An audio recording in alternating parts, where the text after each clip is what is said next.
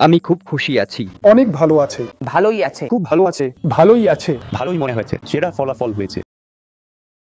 Urine থেকে blood যখন release হয়, যে ডান পায়ের কুঁচিতে ব্যথা হচ্ছে, বডির যে ইমিউনিটি পাওয়ার যেটা সেটা নষ্ট হয়ে যাচ্ছে। ব্লাড যদি কমে যায় তাহলে ব্লাড দিতে হবে। মানে আপাতত ওনাদের তরফ থেকে যেটা করবার আছে উনি করে দিয়েছেন। আমার নাম সন্দীপ ধর, আমি পাতিপুকুর থেকে আসছি।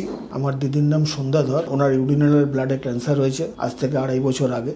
ইনিশিয়ালি মানে বাথরুম করার সময় ইউরিন থেকে ব্লাড যখন রিলিজ হয় তখন আমরা নর্মাল একজন এমবিবিএস ডক্টরকে দেখাই। উনি আমাদেরকে রেফার করেন যে একজন ইউরোলজিস্টকে দেখানোর জন্য। সেই ইউরোলজিস্টের কাছে নিয়ে যাওয়ার পরে ইউরোলজিস্ট দেখে বাকি রিপোর্টগুলো করার পরে উনি বলেছিলেন একটা ওটি করতে হবে। ওটিটা হয়েছিল এবং এই ওটিটা হওয়ার পরে যখন বায়োপসি রিপোর্ট আসে তখন ওনার ইউরিনাল ব্লাডারের ক্যান্সার ধরা পড়ে। এরপর আমরা অঙ্কোলজিস্টের সঙ্গে যোগাযোগ করি। উনিও একটা ছোটখাটো অপারেশন করেছিলেন। অপারেশন করার পরে তখন যে বায়োপসি রিপোর্টটা এসেছিল তখন সেখানে ডিটেক্ট হয়নি। তারপরে এখন আস্তে আস্তে যখন অসুবিধা শুরু হয় তখন ওনার প্রথমে 4টে কেমো কমপ্লিট হয় এবং 10টা রেডিয়েশন কমপ্লিট হয়। এখন ওনার যে সমস্যা হচ্ছে যে ডান পায়ের কুঁচিতে ব্যথা হচ্ছে, সেই ব্যথাটাতে ওনার একটু কষ্ট হচ্ছে, পেন হচ্ছে এবং ওনার বডির যে ইমিউনিটি পাওয়ার যেটা সেটা নষ্ট হয়ে যাচ্ছে।